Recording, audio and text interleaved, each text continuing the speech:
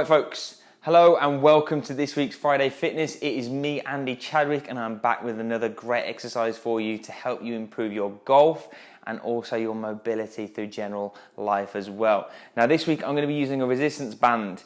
We aren't in the gyms unfortunately at the minute, so I've got a resistance band here. So if you have a resistance band or access to a TRX, this first variation could be a great exercise for you. And if you've got a resistance band, you can do the progression as well, which is going to be another one that you're going to be able to apply to your golf. So with the resistance band here, I'm going to attach this to a door handle. Okay, be very careful of the resistance. Make sure that you're not pulling down any doors or creating any issues with your house that is going to require DIY or home improvements because of it. So I've got the resistance band and I've attached it to a door handle. If you've got a hook on the wall, even better, use the hook on the wall. And this exercise is going to be perfect for strengthening up your lower traps, your shoulder kind of complex at the back side of the body, and make sure that you're staying nice and healthy, nice and strong for that full range of motion for your shoulders. So I've got it attached to the door handle here. I'm going to go into a slight flex position. I'm going to pull my belly button in towards my spine and keep my core engaged. Now from here, I'm going to raise up into a Y position. So nice and controlled, Y and back down. Again, nice and smooth, nice and controlled, keeping my arms straight, core stays engaged, raise up into a Y position and back down. I'm trying to focus on getting my arms level with my body and back as far as possible to really activate my lower traps, my erectors in my back, my rear delts, and all those little tiny muscles, the rotator cuff muscles that are in the back side of the shoulder, around the shoulder blade, to not only strengthen but also stabilize the shoulder, okay, which is a key component for this exercise. So we're looking at making sure that we're stable but we're strong.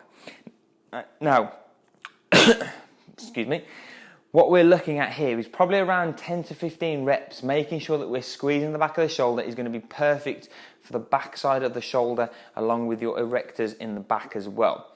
So if you've only got access to maybe a TRX, you can do this variation, leaning back, pulling with the arms nice and straight into that Y position, and it's going to be perfect for you. If you have access to a band, you can do it with a hook or a door handle. Again, be very wary. We don't want any damages done at the house. Next thing, if you are a golfer and you're wanting to take advantage of a variation, what we're going to look at progressing the movement wise, we're going to put one foot onto the band. We're going to go into our hinged position or athletic stance position or golf position, however you want to address it. From here, I'm going to hinge into my golf posture.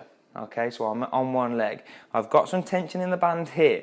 I'm going to hold my posture by keeping my belly button pulled in, keeping the core activated, and switching on my glutes and my hamstrings, just like we want to see in the golf swing.